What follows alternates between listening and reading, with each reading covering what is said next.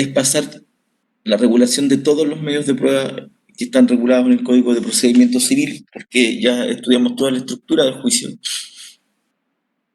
Y ahora solo nos queda ver los temas de prueba. Voy a empezar a compartir porque vamos a partir con la prueba instrumental.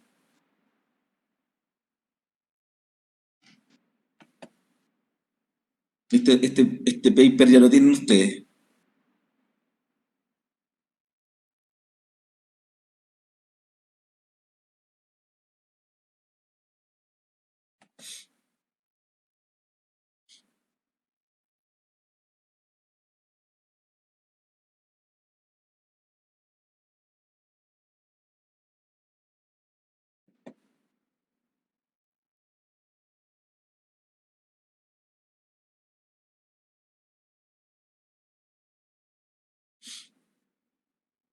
Recuerden que en esta parte les dije que vamos a tener que también revisar un poquito el Código Civil, así que hay que tener a mano en el celular o en el computador el Código Civil.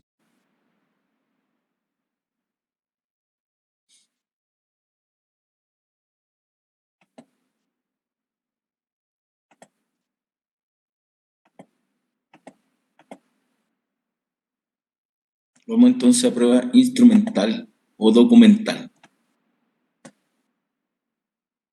A los que les gustan las definiciones, uno podría decir que un instrumento es todo escrito que da testimonio de un hecho. Eso en un sentido reducido. Algo escrito. Sin perjuicio de eso, como el mundo ha evolucionado, y no solo tenemos la comunicación escrita, sino también tenemos la comunicación audiovisual. Hemos ampliado el término instrumento hacia todo objeto normalmente escrito, uno acá lo relativiza, todo objeto normalmente escrito que consigna o representa alguna cosa apta para esclarecer un hecho. Por tanto, ya no hablamos tanto de un escrito, sino que hablamos de un documento. Y un documento puede ser fotografías, películas, radiografías, cintas, discos, planos, cuadros, etc. Todo aquello que pueda generarle información al juez para resolver el asunto controvertido. En general en Chile, instrumentos y documentos son sinónimos, se ocupan indistintamente. La reglamentación está tanto en el Código Civil, desde el artículo 1699 al artículo 1709, como también en el Código de Procedimiento Civil, en estos artículos del 342 y siguiente. En materia penal, en estos artículos, y finalmente el artículo 403 al 414, del 415 al 445 del Código Orgánico de Tribunales, a propósito de la labor de los auxiliares de la Administración de Justicia, en especial los notarios. ¿Sí? Nosotros vamos a pasar por encimita las normas del Código Orgánico de Tribunales porque son parte del semestre pasado, es cosa de revisarla en el Código, lo que dice en relación con los notarios, con la protocolización, etc. Tiene una importancia trascendental porque lo que caracteriza a los instrumentos y a los documentos es que tiene una representación permanente. El documento queda guardado. Más, por ejemplo, si el documento es una escritura pública, porque la escritura pública se guarda en el repertorio del notario. Por tanto, es fidedigno y por tanto puede conservarse por mucho tiempo. Es un medio de prueba preconstituido, porque como en función de las clasificaciones que estudiamos en la clase anterior, está desde antes del proceso. De hecho, para esa es la razón de los instrumentos, para preconstituir pruebas, para precaver la posibilidad de un conflicto. Es indirecto porque no, no lo hacen las partes, o sea, perdón, no lo presencia directamente el juez, lo emiten las partes, un tercero, y el juez lo analiza. Su valor probatorio es generalmente de plena prueba cuando esto consta en un instrumento público. Ya vamos a ver qué entendemos por instrumento público o auténtico, y cuando es un instrumento privado que ha sido reconocido durante el juicio. También hace plena prueba. Vamos a ver bajo qué circunstancias un instrumento privado pasa a ser reconocido y produce plena prueba.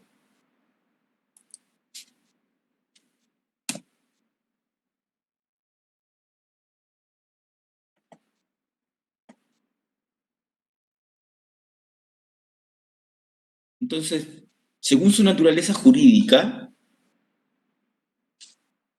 se denominan instrumentos públicos o auténticos. Se denominan instrumentos públicos o auténticos aquellos que han sido autorizados con las solemnidades legales por el competente funcionario. Artículo 1699 del Código Civil, que no deberá olvidárseles nunca más. Es el instrumento público o auténtico es el extendido autorizado con las solemnidades legales por el funcionario competente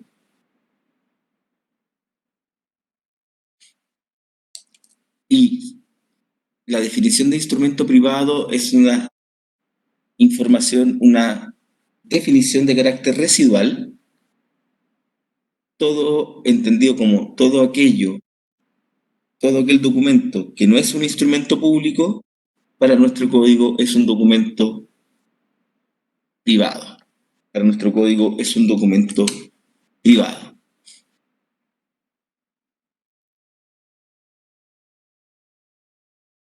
La primera clasificación, entonces, según su naturaleza jurídica, instrumentos públicos auténticos, instrumentos privados. Hay una tercera derivada que habla, que es jurisprudencial, que no está en el apunte, pero que es de carácter jurisprudencial y que distingue entre documentos públicos, documentos privados y documentos oficiales. Y considera a un documento oficial aquel que está extendido simplemente por un funcionario público. Lo que pasa es que no todos los documentos la ley establece cuáles son sus solemnidades. El requisito del instrumento público es que sea autorizado por un funcionario público con las solemnidades que la ley establece. Pero a veces hay documentos que lo otorga un funcionario público, pero la ley no establece cuáles son sus solemnidades y por tanto podría no caber en la definición de instrumento público.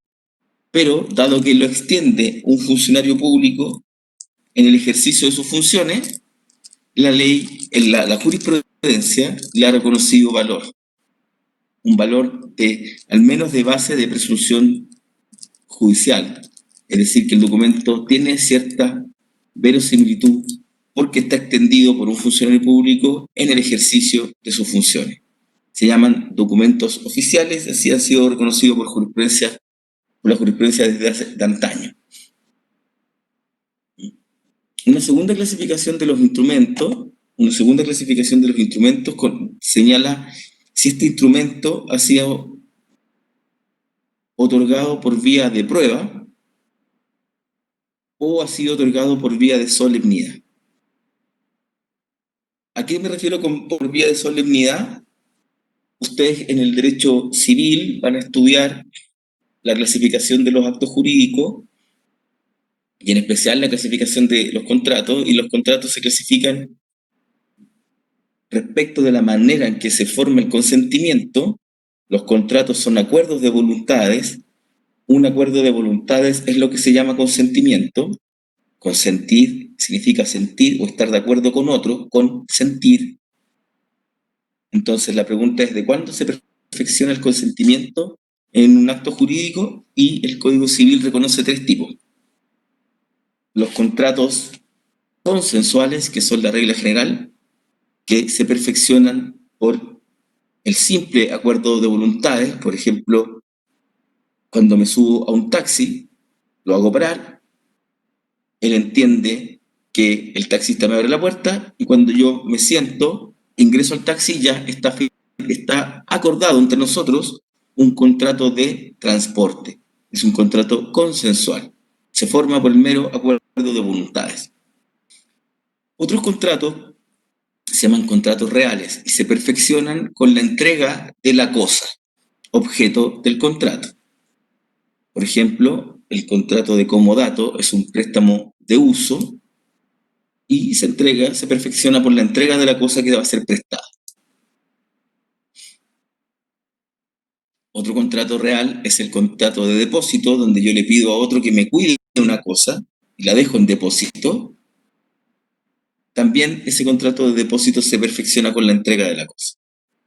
Y finalmente, lo que nos importan para efectos de prueba documental, están los contratos por vía de solemnidad. Y en este caso, cuando la ley es la que señala que para que se perfeccione el contrato debe realizarse por algún documento.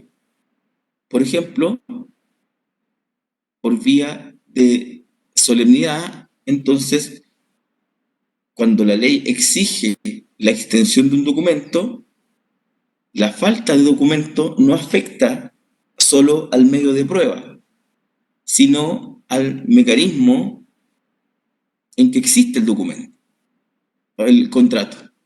Es decir, si yo no extiendo, por ejemplo, la compraventa de bienes inmuebles, no la extiendo por escritura pública, que es lo que exige el Código Civil, los contratos de compraventa de inmuebles deben realizarse por escritura pública. Si no hay escritura pública, como es por vía de solemnidad, no hay contrato.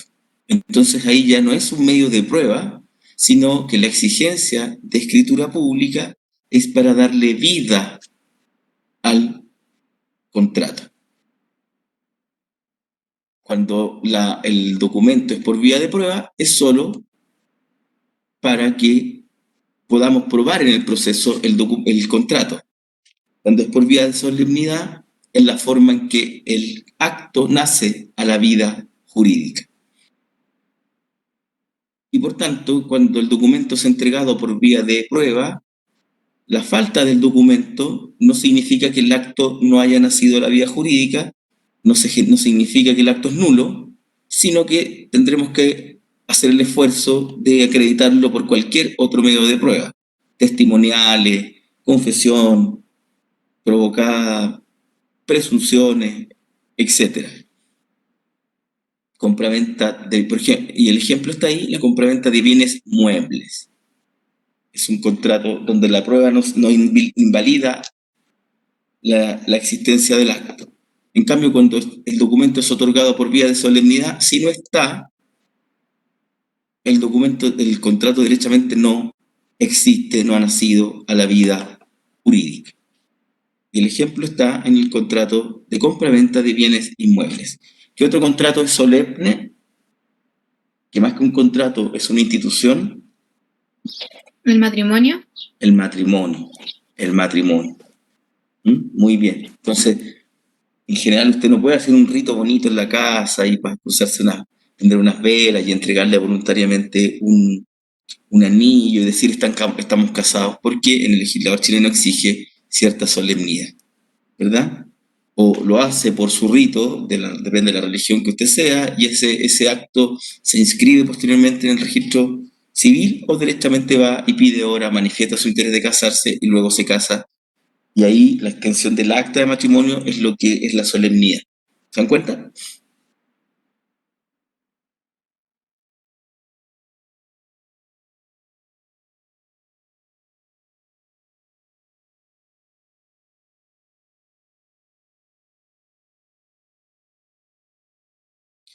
El instrumento público o auténtico, el instrumento público o auténtico, ya lo vimos, es el autorizado es decir, que hay un funcionario público que autoriza el acto emitido por las partes con las solemnidades legales por el competente funcionario. Por el competente funcionario. Los requisitos entonces, según el artículo 1699, son tres. Autorizado por funcionario público, la ley señalará que el funcionario público es el que debe autorizar. Por funcionario público competente, esto es derivada a los que ya tienen constitucional del artículo 6 y 7 de la Constitución, ¿verdad? Los órganos del Estado actúan previa investidura regular de sus miembros y conforme a su esfera de competencia, ¿verdad?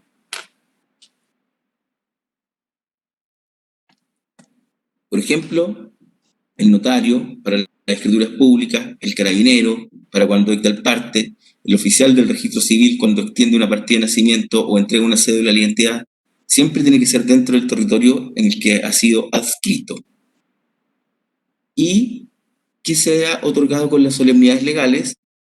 Es la ley la que va a decir el documento deberá contener, así como lo señalan en las escrituras públicas o en el acta de nacimiento, etcétera. Es la ley la que va a decir cuáles son las solemnidades legales. Dependerá entonces de cada escritura, de cada documento. Por ejemplo, la sentencia establece el artículo 174, el 170 del Código Civil, Procedimiento Civil, 170 del Código de Procedimiento Civil, los requisitos que debe tener la sentencia civil. La extiende ¿quién? Un funcionario competente. El único competente para dictar la sentencia es el juez a cargo del caso, ¿cierto? Se extiende ahí, se autoriza por el secretario, porque es un acto jurídico procesal y que dice la ley, todos los actos tienen que estar autorizados por el secretario del tribunal. ¿Se dan cuenta? Ese es un documento público y autorizado por el secretario del tribunal, que es el ministro de Fe.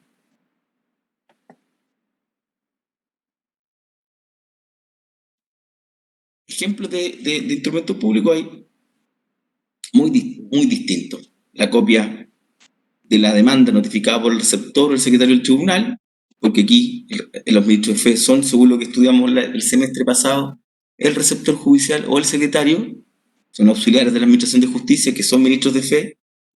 Los certificados emitidos por el oficial del registro civil, porque la ley lo eleva a categoría de ministros de fe. Los certificados emitidos por el conservador de bienes raíces, de dominio, hipoteca, etcétera, porque como vimos también el semestre pasado, son auxiliares de la Administración de Justicia y la ley los define como ministros de fe. Respecto de la escritura pública y los instrumentos públicos, el artículo 408 del Código Orgánico de Tribunales señala que la escritura pública es una especie de instrumento público.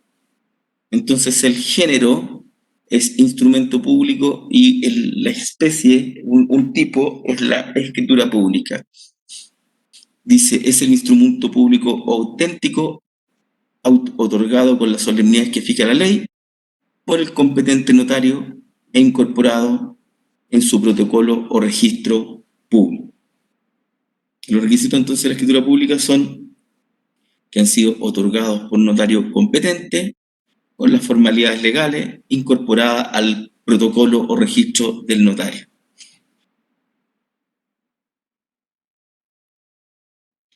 Una escritura pública no es lo mismo que una protocolización. La escritura pública la extiende el notario, y de hecho el libro, que se llama justamente el protocolo, se forma con el conjunto de escrituras públicas que ha realizado el notario en un determinado periodo. ¿Mm? Pero a veces uno quiere darle fecha cierta al documento. Darle fecha cierta significa que todos sepamos desde cuándo al menos ese documento tiene vida jurídica, para que nadie diga ese documento lo inventaron el día de ayer. Una de las formas para asegurarnos de que le damos certeza a la fecha del documento es la protocolización. Entonces la protocolización es el ingreso de un instrumento privado es el ingreso de un instrumento privado al final del protocolo del notario. Sigue siendo el instrumento protocolizado un instrumento privado. Sigue siendo un Profe, ¿le puedo hacer instrumento... una pregunta? Déjame terminar la explicación y te doy al tiro la palabra, Eduardo. Ya. ¿Ya? Entonces, usted, por ejemplo, es muy común en los reglamentos de copropiedad de los condominios. Hay un reglamento de copropiedad, este que dice que no puede llevar mascotas, que no puede echar a andar el taladro entre las 5 de la tarde hasta las 10 de la noche los días viernes. Entonces, esto es un reglamento, y ese reglamento, para darle fecha cierta, la ley ordena que se protocolice. Y protocolizar ese documento es ponerlo al final del notario. Y sirve para asegurarnos que nadie dude de la fecha en que se extendió, porque ya por lo menos está en el protocolo del notario. Entonces, no se transforma un documento protocolizado en instrumento público, sino que sigue siendo instrumento privado, pero como les digo, aquí está, otorga fecha cierta a los documentos. Ahora sí, Eduardo. Profe, el acta del secretario que levanta cuando toma la prueba testimonial, ¿es una protocolización o un instrumento público? Es un instrumento público o auténtico porque está ordenado por la ley. Todas las actuaciones que están reguladas en el Código de Procedimiento Civil se señalan que tiene que poner día, hora, que tiene que levantarse acta y el ministro de fe es el notario, es el secretario. Eso es un instrumento público, pero no está protocolizado porque solo son instrumentos protocolizados aquellos instrumentos privados que se ingresan en un protocolo del notario. El protocolo es uno de los libros que lleva el notario. ¿Mm? Gracias, profesor. Ojo, que ustedes han visto, les han visto, me imagino que han visto que los han mandado alguna vez a alguna notaría a autorizar la firma de un documento, por ejemplo, un contrato de trabajo o un contrato de arriendo. Y el notario pone, firmó ante mí tal y cual. No transforma a ese documento en escritura pública. ¿Por qué no es escritura pública? Porque ese documento no lo manda el notario ni se guarda en el protocolo. Pero ese documento privado sí hace fe, al menos, sí hace fe de la identidad de la persona, y es todo lo que da fe. Da fe no ni siquiera de cuándo se extendió, sino de la fecha en que el notario autorizó la firma. Sin embargo, la autorización de ciertos documentos por notario, lo vamos a ver el próximo año cuando veamos juicio ejecutivo, la extensión de ciertos documentos ante un ministro de fe transforma esos documentos privados en documentos con mérito ejecutivo. No como instrumento público, sino que el documento pasa a tener menos mérito ejecutivo. Es lo que dice la ley de letra de cambio, pagaré y cheque respecto a estos documentos. Cuando la letra de cambio, el pagaré o el cheque se firman ante un notario, lo que dice la ley del contrato de compraventa de cosa mueble a plazo, el contrato de prenda o el contrato de prenda industrial, que dicen esos documentos se hacen por escritura privada, pero firmados ante notario pasan a tener mérito ejecutivo. No los transforma en instrumento público, porque el instrumento público es solo aquel que cumple con las circunstancias que ya les he señalado, autorizado por el funcionario público competente y otorgado con las solemnidades legales, pero sí la firma del notario le da mérito ejecutivo a las letras de cambio, al pagaré, a los cheques, a los contratos de prenda de compraventa de cosa mueble a plazo, a los contratos de prenda industrial.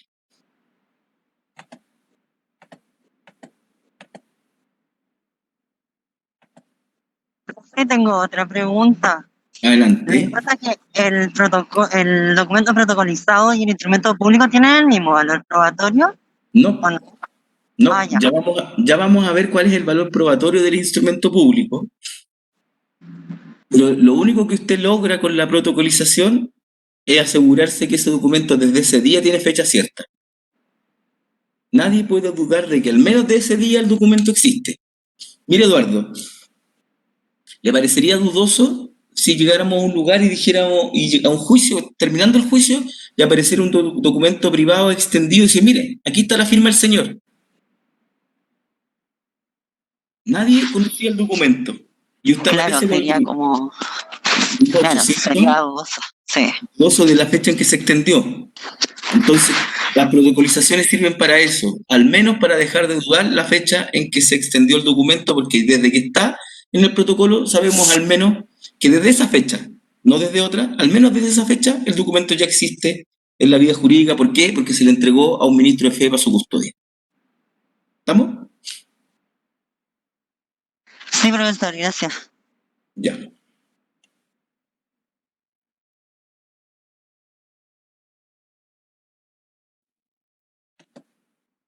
¿Qué pasa con los Profe, es documentos? que tengo otra pregunta, que lo que pasa es que me surge otra pregunta a raíz de lo que me dijo. Porque están el registro de los correos electrónicos y todas esas cosas, entonces, ¿en qué categoría entrarían? Ya vamos a entrar, después hay un PowerPoint muy pequeñito que lo vamos a tratar de estudiar. Si no, se los voy a dejar en el, en el Educandus para que lo veamos por el foro, que eso, cómo funcionan los modernos medios de prueba y los correos electrónicos y todo eso. También lo vamos a estudiar. Pero en principio, los correos electrónicos son instrumentos privados. Son instrumentos privados. ¿Por qué? Porque están por escrito. Muy bien, eso ya, de hecho ya lo mandé, ¿cierto? Muy bien, ahí alguien contestó. Los documentos es un documento privado, pero que tiene alguna diferenciación, pero son documentos privados. Recuerden que todo lo que no es lo que no es instrumento público es instrumento privado. Y usted puede acompañar un correo electrónico al tribunal y la contraparte decir, ese no es mi correo, yo nunca he mandado ese correo. Y ahí tendremos que se armará un peritaje para ver si efectivamente salió desde cuál IP y si es mío o no es mío el documento. ¿Mm? Claro, entonces como que tendría que pasar como por un ministro de fe, como por el notario, algo así. No se me apure, Eduardo, y Ah, hagamos las ya, clases. Si ya, lo vamos a estudiar. sí, No se ya, me, gracias, profe. confíe en mí. ¿Ya? Ya, denme un segundo que voy a buscar agua.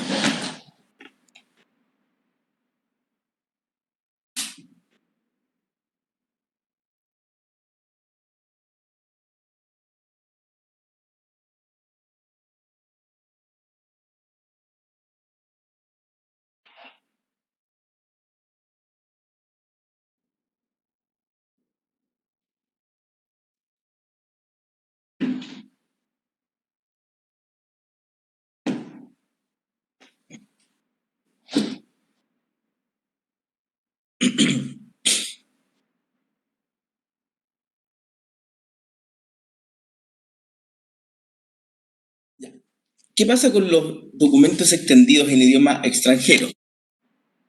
Se aplica el principio del lex locus regit actum, es decir, la ley del lugar rige la formalidad del acto. Lex locus regit actum. Lo van a estudiar con mucha más precisión en el derecho internacional privado. ¿Mm? Artículo 17. Lex locus regit actum del Código Civil. La forma de los instrumentos públicos por el lugar en que han sido otorgados.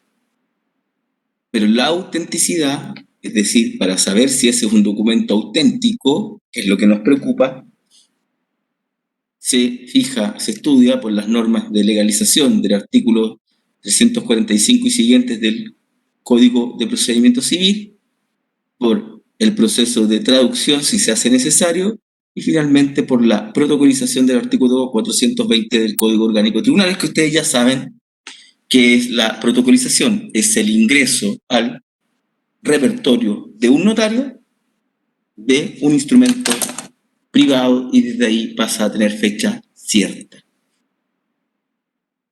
¿Ya? Entonces vamos a ver cómo es la legalización, ¿a qué se refiere? ¿Por qué tenemos la duda? Bueno, porque como son documentos extendidos en idioma extranjero y muy probablemente fuera de Chile, nos da duda respecto de su autenticidad, de su veracidad, de su integridad. ¿Ah? Entonces lo primero que tenemos que saber es su legalización. Esto está en el artículo 345 del Código Civil, del Código de Procedimiento Civil. La legalización es el trámite destinado a establecer la autenticidad del documento extendido en el extranjero. En especial, el carácter público del documento y de la identidad de las firmas de quienes hayan autorizado el documento. Es decir, si esto me tocó una vez verlo a mí, acompañé una escritura pública peruana. ¿Cómo sabe el juez de Chile que quien aparece como escribano en el documento es realmente un notario en Perú?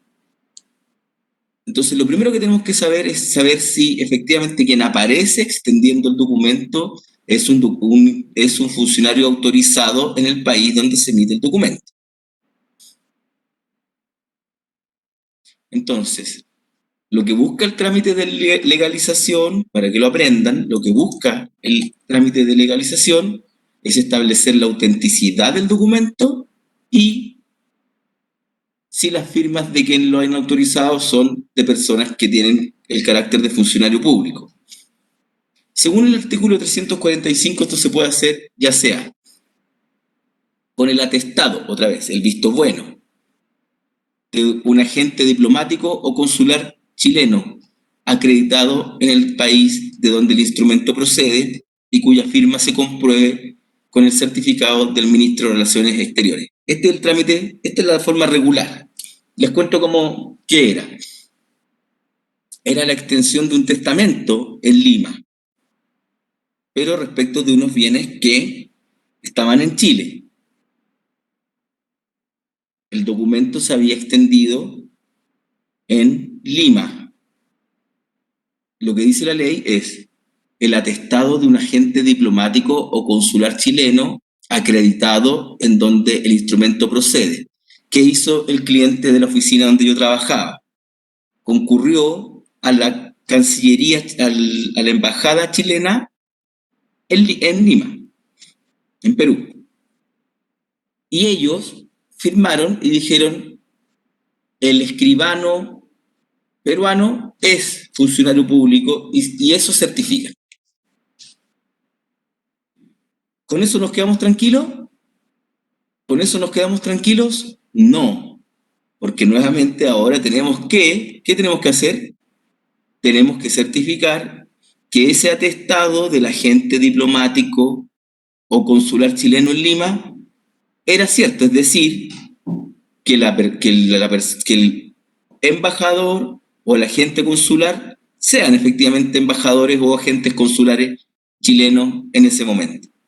Entonces uno va aquí a Santiago al Ministerio de Relaciones Exteriores y entrega el documento. El documento, en este caso, el del notario peruano, que está el atestado del cónsul chileno en Lima, que dice que ese notario peruano existe y que es él, y ahora el Ministerio de Relaciones Exteriores me firma atrás, de nuevo, otro certificado, y me dice, ese cónsul chileno en Lima es un cónsul chileno. Y con eso nos quedamos tranquilos de que el documento está legalizado. ¿Se dan cuenta?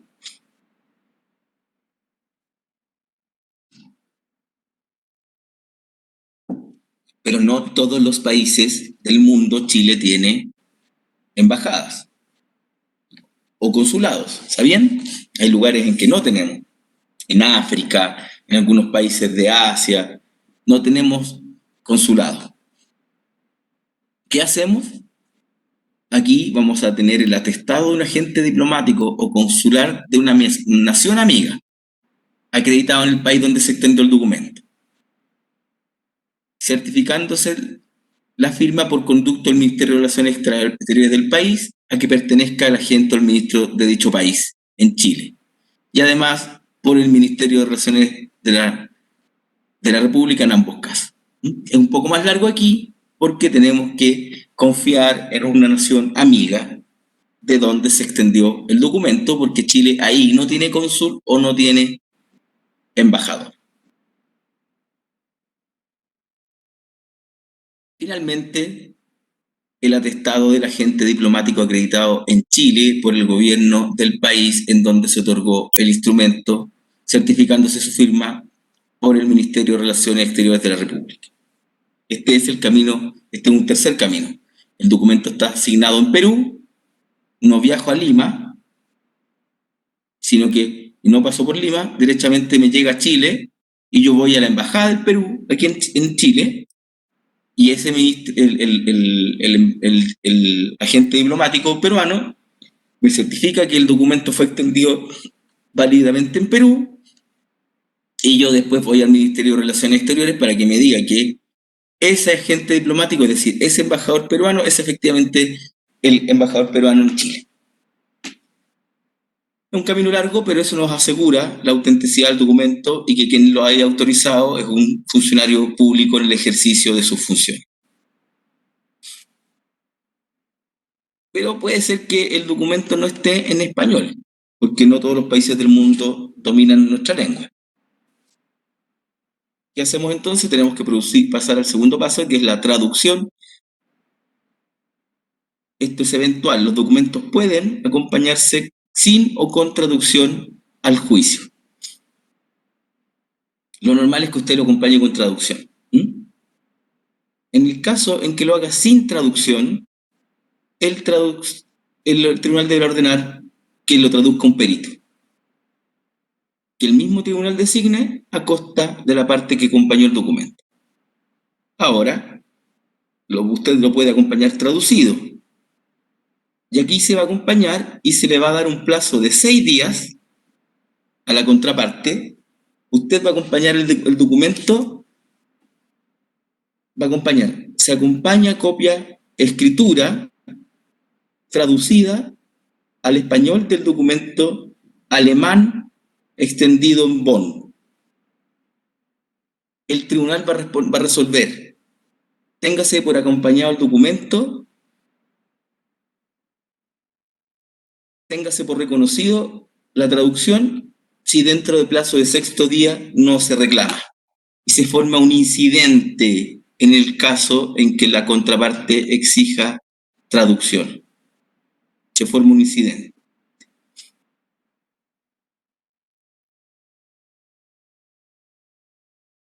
Finalmente, el artículo 420 del Código Orgánico de Tribunales, el 420 número 5 del Código Orgánico de Tribunales, establece para que tengan valor los instrumentos públicos en el extranjero, exigen la protocolización del documento en el protocolo de un notario.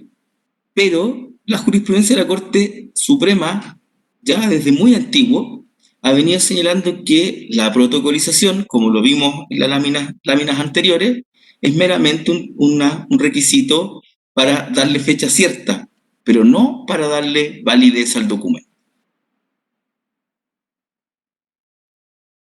Finalmente, no se requiere legalización ni traducción los documentos extendidos en el extranjero ante el cónsul chileno que actúa como ministro de fe.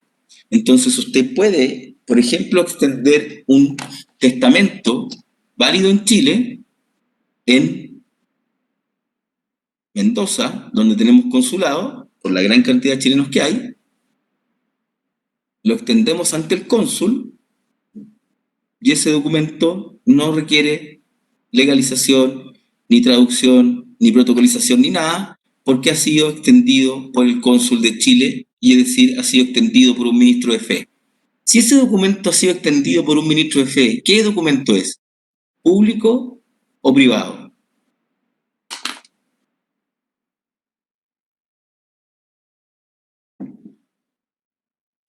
Público. Público. ¿Por qué? Porque la ley establece la formalidad de los testamentos. Porque establece, lo extiende un ministro de fe, Claro. que además es competente. Un instrumento público tiene este triple carácter: extendido con las solemnidades legales por funcionario competente.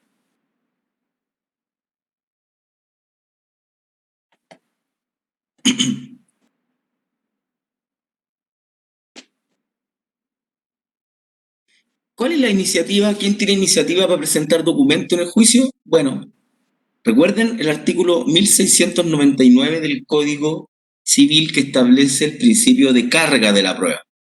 El artículo 1699 dice, el que quiere probar sus acciones tiene que probarlas, el que alega excepciones tiene que probar las suyas. Entonces, todos aquellos que estamos obligados a probar nuestras pretensiones o nuestras contrapretensiones, tenemos iniciativa de prueba. La regla general es que voluntariamente las partes son libres para rendir prueba documental. Pero también el tribunal puede hacerlo. Las partes puede ser de manera voluntaria y puede ser de manera forzada y luego puede ser el tribunal. ¿A qué nos referimos con prueba instrumental forzada? Algo ya estudiamos en las gestiones preparatorias para el juicio, ¿verdad?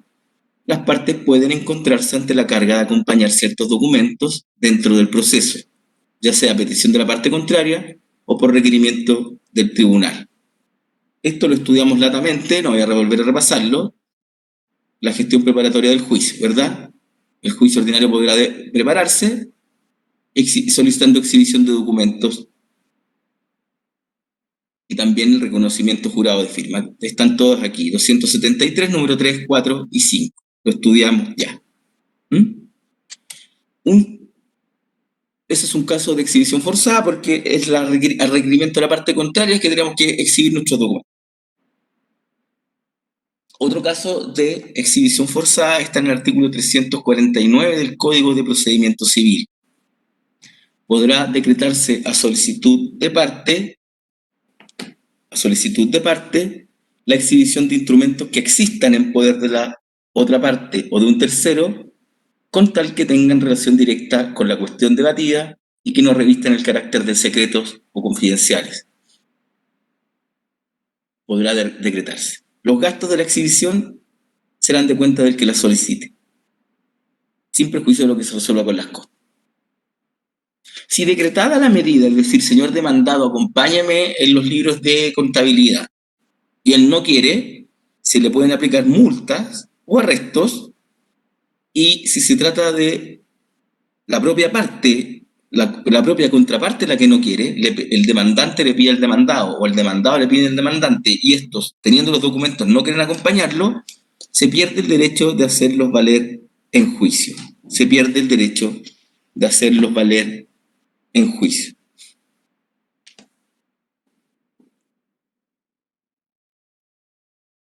¿Qué pasa cuando es un tercero ajeno al juicio el que no quiere acompañar el documento? Póngase usted, nosotros sabemos que el documento está guardado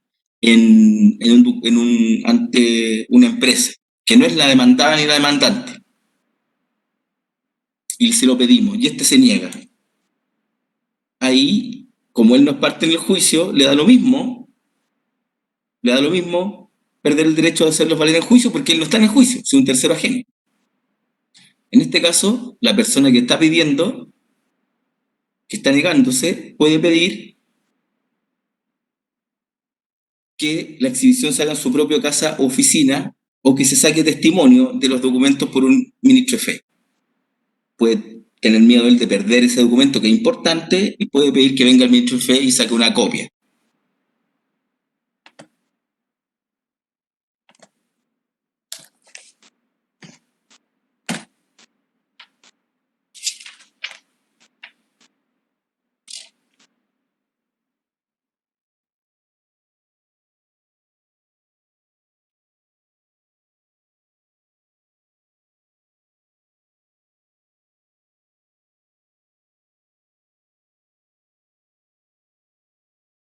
Recuerden que también se le puede hacer efectivo el apercibimiento del artículo 277, es lo que dice el artículo 349. El apercibimiento del artículo 277 es lo que hemos señalado, puede perder su derecho de hacerlo valer en juicio, salvo que la otra parte los haga valer también en apoyo de su defensa, o si se justifica o aparece de manifiesto que no lo pudo exhibir antes, o si se refiere a hechos distintos de aquellos que motivaron la exhibición.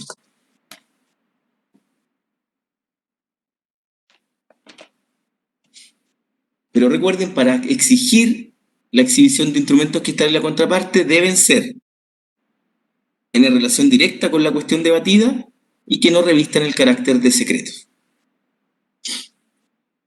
Si yo considero que el documento es secreto y me opongo, ¿qué se formó aquí?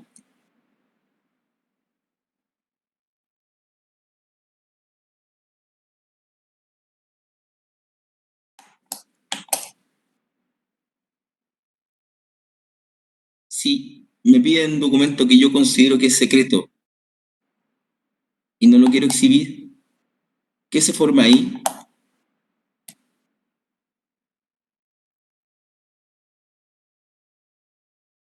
Espero que no me dejen hablando solo. Se forma un incidente.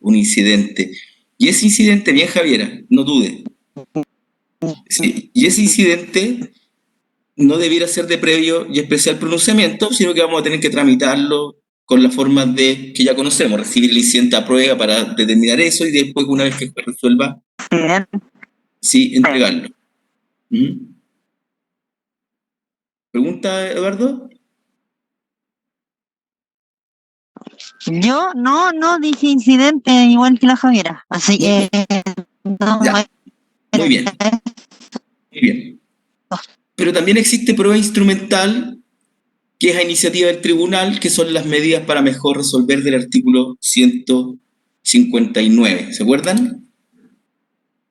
Artículo 159 del Código, antes de dictar sentencia, y en el plazo para dictar sentencia, el juez puede realizar algunas medidas probatorias, que yo conversé con ustedes, que había discusión en la doctrina básicamente porque podía perderse la imparcialidad, y la oportunidad una vez dictada sentencia. ¿Y cuáles son? Número 1, la agregación de cualquier documento que estime necesario para esclarecer el derecho de los litigantes, no distingue entre públicos o privados, y la presentación de cualquier otros autos, aquí son autos ese expediente, hoy día carpeta digital, que tengan relación con el pleito. Ojo con estas reglas de las fotocopias del artículo 37, porque eso estaba para antes de la ley de tramitación digital. Ya casi no quedan pleitos civiles que estén tramitándose con la ley previa de la tramitación digital. Hoy día se aplica el artículo 37, basta con que del Código de Procedimiento Civil se le requiere al juez que está revisando el juicio, que le dé autorización al juez que está pidiendo revisar el proceso, que le dé autorización para que le dé una clave, en el fondo, para que le pueda sacar la carpeta y mirarla. Así funciona hoy día el actual artículo 37, que antes partía de la lógica de un documento, de documentos en papel. Hoy día ustedes saben que eso ya no opera. Dice, en aquellos casos en que otro tribunal requiera la remisión de algún cuaderno o pieza de proceso, el trámite se cumplirá enviando la correspondiente comunicación de la carpeta electrónica a la que deben acceder a través del sistema de tramitación electrónica del Poder Judicial. Lo mismo se aplicará una vez que la ley ordene la remisión, devolución o envío del proceso o de cualquiera de sus piezas a otro tribunal. Porque desde 2015, ya tenemos 5 años, el 18 de diciembre de 2015, estamos a punto de cumplir 5 años, está la ley de tramitación electrónica o digital, que eliminó la tramitación de expedientes por papel. ¿Oportunidad para rendir la prueba testimonial? Desde antes de incluso que se abra el probatorio. Es regla general en cualquier estado del juicio hasta el vencimiento del término probatorio en primera instancia, y en segunda instancia hasta antes de la vista de la causa. Es decir, la vista de la causa es el trámite, para que lo aprendan de inmediato, el trámite en que en un día y hora determinado usted concurre a una sala de la Corte de Apelaciones y emite su alegato ante los 3 ministros de la Corte de Apelaciones, producto de un recurso de apelación. Recuerden, el recurso de apelación es el recurso que abre la segunda instancia. Artículo 348, la última oportunidad de presentar un documento en segunda instancia es antes de la vista de la causa. Y en primera instancia, hasta la fecha del vencimiento del término probatorio, porque recuerden, hasta el vencimiento hasta el vencimiento del término probatorio.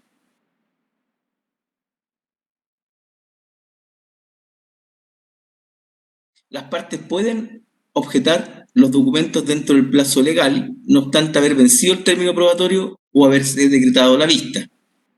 Porque siempre, lo vamos a ver después, cada vez que usted presente un documento nuevo, como se aplica el principio de bilateralidad de la audiencia, siempre tengo que darle un espacio a usted de 3 o 6 días, en función de la naturaleza del documento, de 3 o 6 días para que la contraparte alegue que el documento es falso, que el documento no es íntegro, que no tiene fecha, etc. Entonces, eso es bilateralidad de la audiencia. Y cuando la contraparte, dentro de 3 días o dentro de 6, en función del tipo de documento que se ingrese, reclama, se forma un incidente para determinar la autenticidad del documento. Si las partes dentro del plazo de 3 días o 6 días no hacen nada, el documento pasa a tener pleno valor probatorio. También se pueden acompañar antes del pleito, ya saben, antes de la demanda, a través de medidas prejudiciales, o derechamente desde que se conteste la demanda. Todo lo que diga relación con materia penal, que está aquí en esta lámina, hacémoslo porque estamos apurados y además lo van a ver platamente con su profesor de Derecho Procesal Penal. ¿Cómo se acompañan los documentos? ¿Cómo se acompañan los documentos? Esto tiene que ver con cuánto es el plazo que el juez le va a dar a la contraparte, cuál es el plazo que el juez le va a dar a la contraparte para impugnarlo. Porque el juez no tiene por qué suponer que los documentos que se le traen son todos verídicos. Entonces tengo que darle un espacio a la contraparte para que reclame. Si la contraparte no reclama, no tengo nada que hacer. Pero si la contraparte reclama, se forma un incidente para esto. Entonces, la regla general es que los instrumentos públicos se acompañen con citación. La regla general es que se acompañen los instrumentos públicos en el juicio con citación.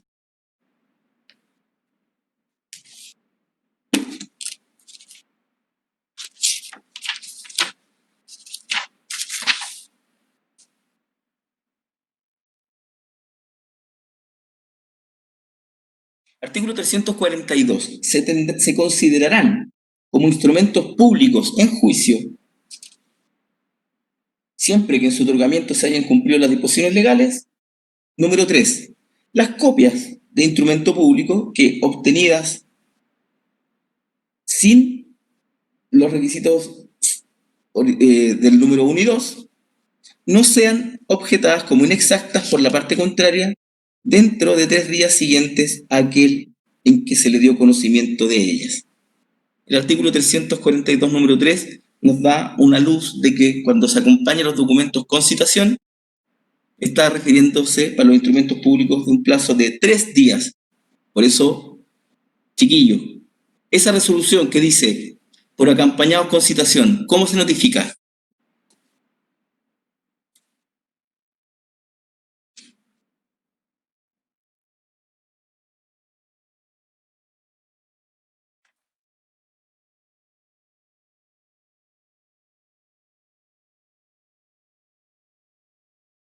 Personal. Gabriela dice personal. ¿Cómo se notifica el documento acompañado con el documento público que se acompaña al Camila Francesca dice con cédula. Chiquillos y chiquillas, estamos ya a la mitad. ¿Sigrid qué dijo? Estado diario. Estado diario.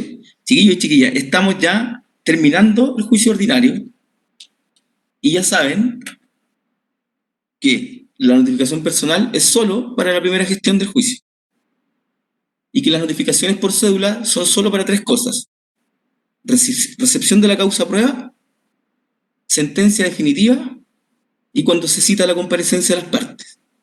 Todo lo demás es estado diario. Entonces, por eso uno es, como les dije cuando les enseñé los plazos, los abogados son esclavos de los plazos y cuando tiene un juicio tiene que mirar todos los días el proceso porque le pueden acompañar un documento y la ley apenas le da 3 días para objetarlo.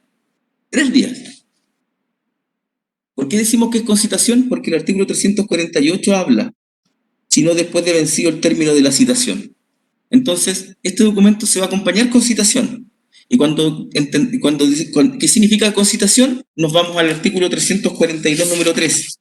3 días. 342, número 3. Dentro de los 3 días siguientes, aquel en que se le dio conocimiento de ella. El juez tiene que darte este plazo. El juez tiene que darte este plazo de 3 días para objetar el documento. Tiene que darte estos 3 días. ¿Por qué? Porque si no es causal de casación. Es causal de casación porque no le estás dando espacio. Pero eso sería como una tacha, o sea, como una especie de tacha. No, es una especie de incidente, Eduardo. Tú vas a decir, objeto ese pues, documento y se abre un incidente. El que lo presenta dice que es auténtico, el que lo rechaza dice que es inexacto.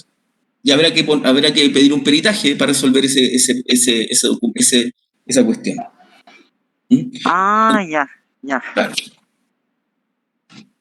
Ahora, el litigante de buena fe, que sabe que el documento es válido, no reclama. Es causal de casación, de acuerdo al artículo 795, número 5, la agregación de instrumentos presentados oportunamente por las partes con citación o bajo el apercibimiento legal que corresponde. Es decir, si usted no lo acompaña, si el juez no le da el plazo de citación o el apercibimiento legal, es causal de casación porque en el fondo lo que se sanciona al juez, ahí en la casación en la forma, es que usted no le dio espacio a la contraparte para reclamar. ¿Estamos? Recuerde que estamos hablando de la forma de acompañarse los instrumentos públicos. Entonces los instrumentos públicos en juicio se acompañan con citación y con citación son 3 días para que la contraria los objete. Ya sabemos que sí. ¿Sí? En relación a eso, esa impugnación necesita ser como fundada dentro de la petición que se haga, o puede ser como impugnación y después se probará. No, pues, no está diciendo lo mismo, pero yo lo voy a depurar un poquito. Cuando usted vea por el estado diario, vea que se acompañó un documento que usted sabe que es falso, que usted sabe que está incompleto, por ejemplo, le falta el considerando octavo, justo el considerando octavo el que a usted le gusta, le sirve de ese contrato.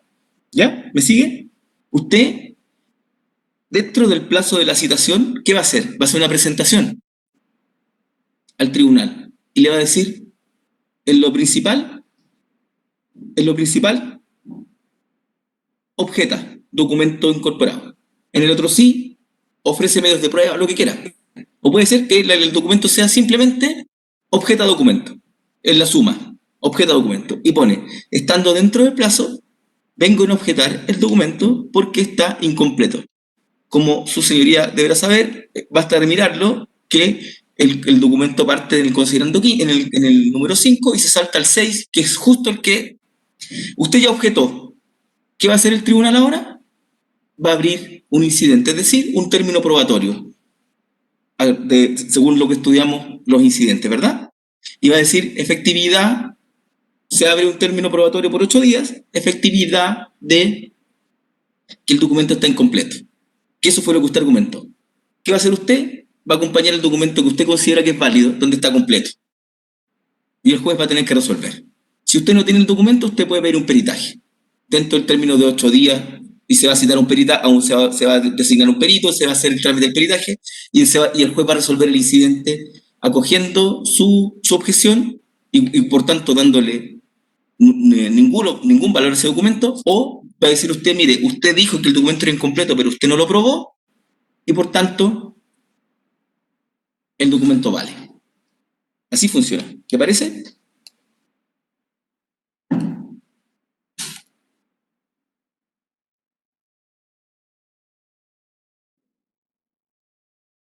Bien. ¿Cuáles instrumentos de todos los que conocemos deben considerarse públicos en juicio? Está en el artículo 342. Rápidamente los vamos a mirar. Los documentos originales. El parte de carabinero, el certificado del conservador de bienes raíces, etc. Ojo, que las escrituras públicas, los papás compraron alguna casa o alguno de ustedes, etcétera, han visto una escritura pública, ustedes no tienen la original. La original de la escritura pública se llama matriz y está en el protocolo del notario.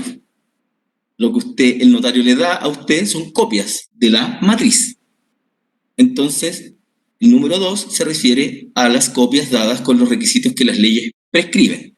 Y ahí está el ejemplo, las escrituras públicas. Si existe impugnación de una copia de un instrumento público, se procede, y esta sería la forma en zanjar este incidente del que hablábamos, al cotejo. El cotejo, es decir, comparar la copia que usted tiene con la matriz, procede en dos situaciones. Con la confrontación de la copia del instrumento con sus matrices o registros, o con una prueba caligráfica que opera al impugnarse un instrumento privado porque consideramos que no es auténtico, es decir, que no está firmado por quien dice que se ha firmado. Tercer instrumento público, las copias que obtenidas sin los requisitos legales no sean objetadas como inexactas por la parte contraria dentro de los 3 días siguientes a aquel en que se dio conocimiento de ellas. Por ejemplo, tengo una escritura pública, pero solo tengo una fotocopia nomás, pero no tengo una fotocopia autorizada por el notario. ¿Qué hago? La presento nomás. No es el original, no es la copia dada con el requisito que la ley prescribe, porque el notario a las copias le pone: certifico que esta escritura de 20 páginas es copia fiel de su original. Usted, en el tercero, va a tener una copia que no tiene esa certificación del notario. Pasa a ser instrumento público cuando después de 3 días, la contraparte no me las reclama. 4. Las copias que objetadas dentro del número anterior sean cotejadas y halladas conforme con sus originales o con otras que hagan fe respecto a la parte contraria. Este es el 4. Aquí va a quedar su documento objetado el compañero que hizo la pregunta. Va a hacerse el incidente y una vez en el cotejo, el juez puede decir, ¿sabe qué? Usted estaba mintiendo, en realidad este documento es igual al otro. Y pasa a tener valor de instrumento público auténtico. Luego, son instrumentos públicos auténticos en juicio, número 5, los testimonios que el tribunal manda agregar durante el juicio, autorizados por su secretario u otro funcionario competente, sacados de los originales o copias que reúnan las condiciones indicadas en el número anterior. Porque recuerden que hay ciertos documentos que usted que pueden pertenecer a un tercero o a la propia contraparte, que usted no quiere que esté todo el documento en poder del juez porque se puede perder. Entonces usted puede pedir, ¿se acuerdan que lo que estudiamos recién, cuando estábamos hablando de exhibición forzada, que saquen un testimonio, es decir, una partecita del documento. Si el juez dice, sáquele testimonio a este documento en la foja 25 y 26, el ministro cumple con eso, lo agrega al proceso y pasa a ser la foja 25 y 26 extractada, instrumentos públicos para todos los efectos legales. Y esto es lo más importante. ¿Cuál es el valor probatorio de los instrumentos públicos? ¿Cuál es el valor probatorio de los instrumentos públicos?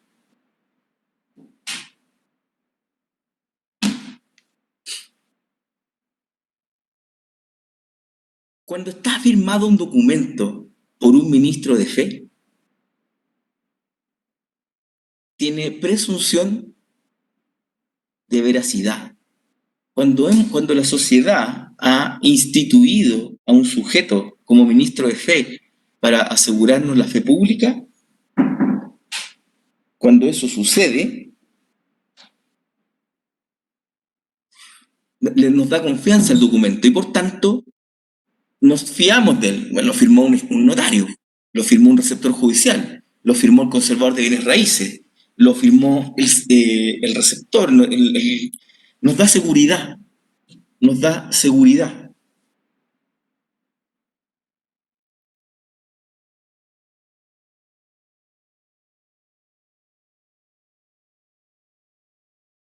Y por tanto lleva envuelta una presunción de autenticidad, tanto respecto de quienes lo han otorgado.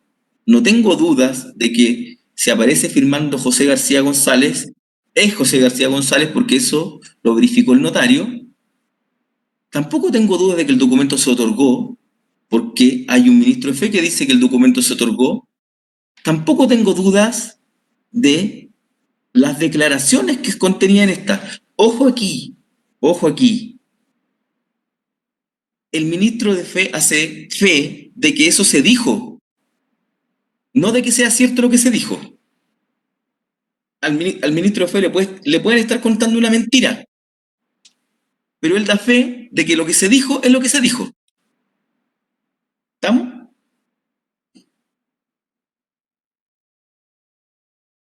De eso hace fe el documento.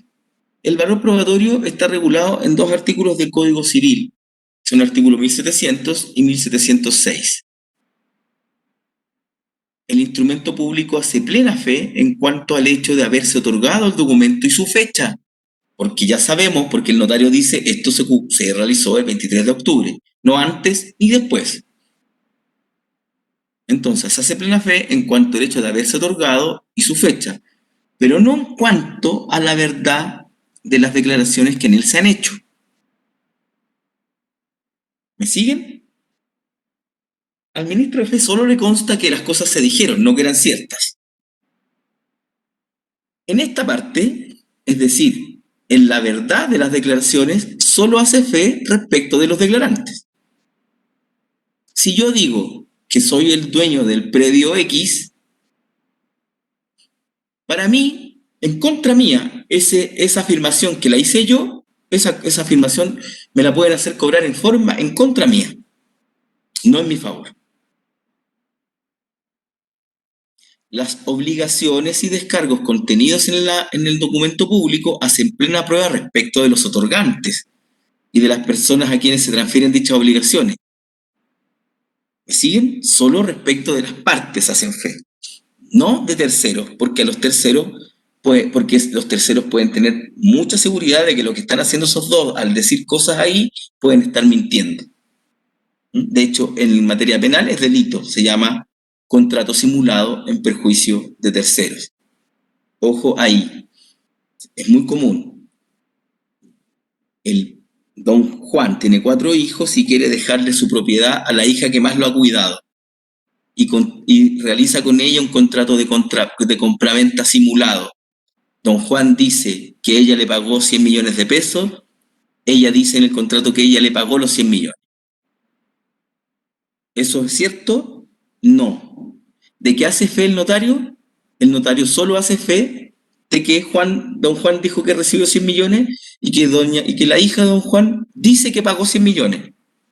Entre ellos dos, pregunta, ¿don Juan puede después demandar a María para que le pase los 100 millones? No puede. ¿Por qué no puede, Benjamín? Porque ya firmó, está diciendo que los aceptó en el momento, o sea que él recibió la cosa. O sea, eso es real. Claro, no, puede ser que sea mentira, pero hace fe respecto de que entre ellos es verdad. Otra alumna quería decir algo. No, solo había dicho que no creía que pudiera reclamar. No puede reclamar, muy bien Gabriela, no puede reclamar porque, ¿qué es lo que dice el inciso segundo? Miren el cursor, en esta parte no hace fe sino contra los declarantes. ¿Se dan cuenta? Entre ellos, entre don Juan y su hija, lo que dice es que él ya recibió la plata. Y como hace plena fe entre ellos, no puede reclamar. Pero los terceros podrían decir, ¿saben qué? Ese es un contrato simulado y ese contrato simulado se hace solo con el objeto de que yo no sea heredero y me está perjudicando. Ese contrato nunca existió, ella nunca pagó los 100 millones de pesos y por tanto eso no es una venta de verdad. Como a los terceros eso no le empece.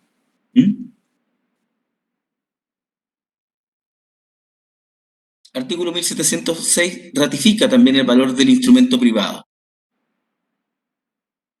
Hace plena fe entre las partes, aún en lo meramente enunciativo, por tal que tenga relación directa con los dispositivos del acto o contrato. Es decir, lo que dice es, respecto de todas las cosas que usted dice en la escritura pública, hace fe.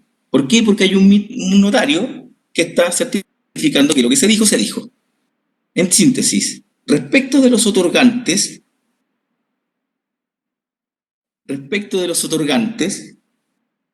plena fe.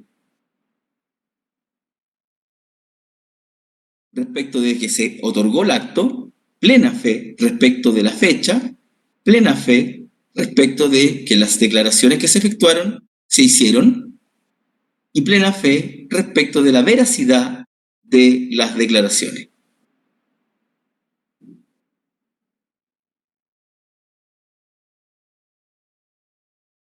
Para el funcionario público, respecto de los hechos propios, es decir, que él participó en la extensión del documento, de los hechos que él percibió por sus sentidos, por ejemplo, el notario en los testamentos, Eduardo. Ya, nada. Respecto al notario. No, perdón, se me quedó prendido esto. Ya, no se preocupe. El notario, por ejemplo, cuando hace el testamento tiene que verificar que el que va a testar, que generalmente una persona de mayor edad, esté en su cabal conocimiento. Entonces, en el testamento él va a decir un hecho que percibió por su propio sentido, es decir, que el otorgante del testamento se encontraba en pleno uso de sus facultades. Sobre hechos que ha comprobado también, plena fe. He comprobado, por ejemplo, la identidad, y pone en la escritura, Juan González Gutiérrez, he comprobado su identidad porque se me ha exhibido su cédula de identidad. Cualquier otra apreciación respecto que no le conste, a él no le afecta como plena fe respecto de él.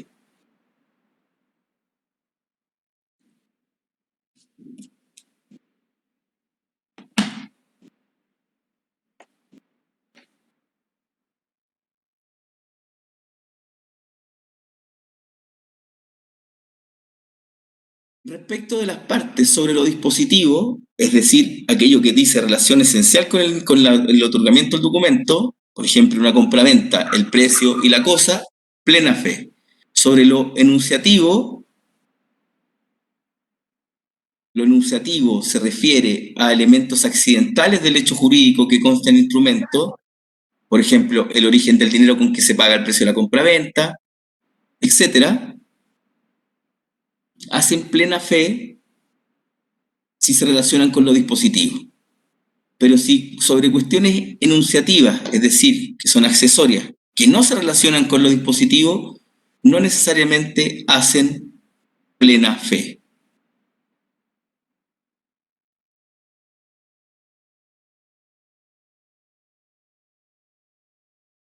Artículo 1706. El instrumento público o privado hace plena fe entre las partes, aún en lo meramente enunciativo, es decir, cuestiones accidentales, con tal que tengan relación directa con los dispositivos del contrato. Si estamos hablando de una cuestión que no tiene cuestión directa con lo relativo del contrato, no va a ser plena fe. Les pongo un ejemplo para que quede claro. Por ejemplo, estoy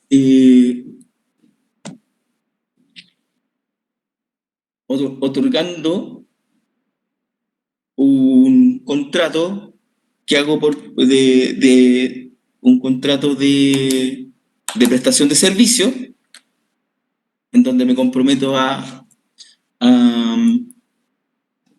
pagar el precio porque me arreglen un vehículo ante un mecánico, y pongo en la escritura pública que soy casado.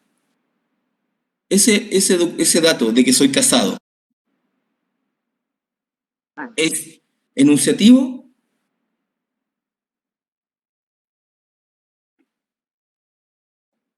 ¿O no? ¿O es dispositivo? Es enunciativo.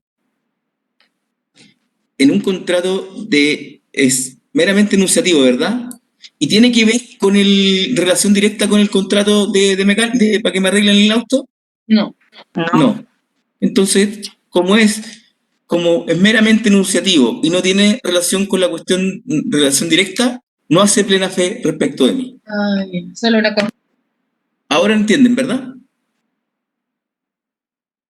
Lo enunciativo es aquello accidental, y para que lo accidental tenga valor de plena prueba, tiene que tener relación directa con el contrato. En el ejemplo que les pongo, que yo ponga que soy casado para pagar un contrato de un arreglo de un auto, es enunciativo y no tiene relación directa con el contrato. O por ejemplo digo, Mauricio Lava Astorga, ingeniero. Yo soy abogado. Entonces es enunciativo y no hace plena fe respecto de mí. ¿Se dan cuenta?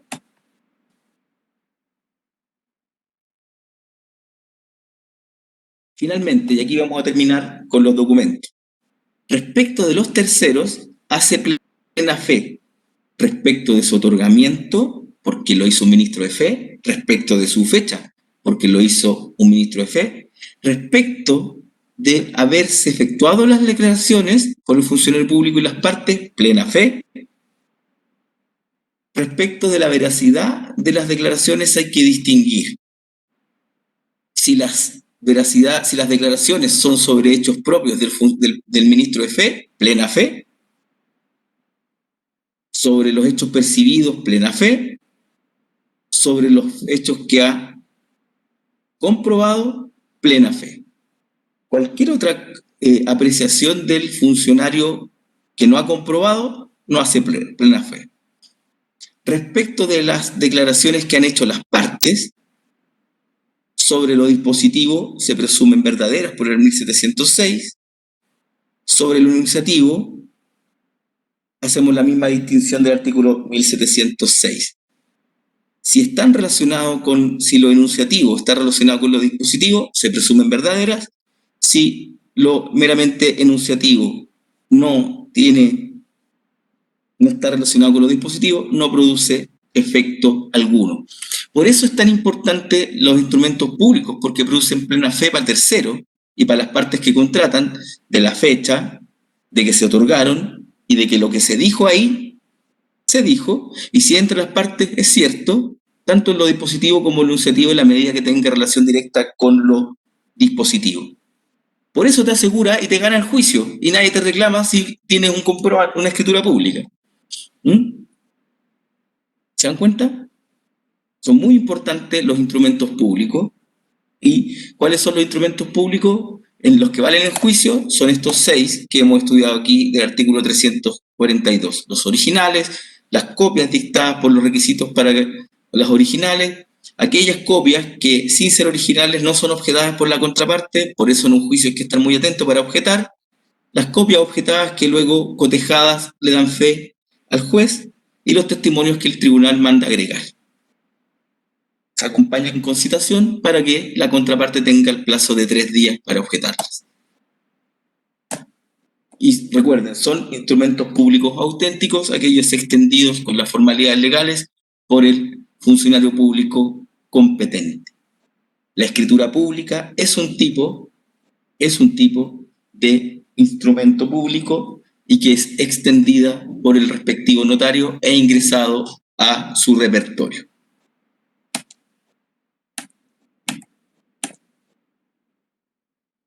Vamos a estudiar la próxima semana, las clases del lunes, cómo se impugnan los instrumentos públicos. ¿Cómo se impugnan los instrumentos públicos? ¿Alguna pregunta? Yo, profesor, quería que me volviera a repetir los 3 casos donde la notificación es por cédula, por favor.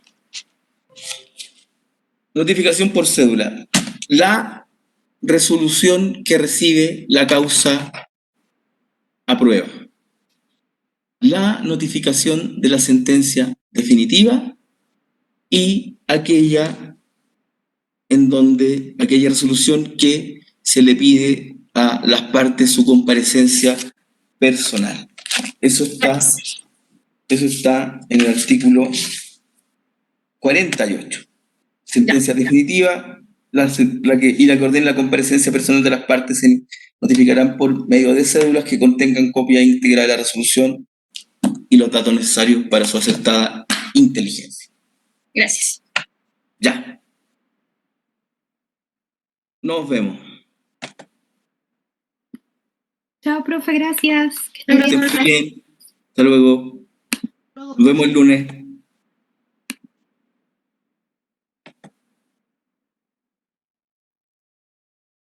Chao, profe, gracias.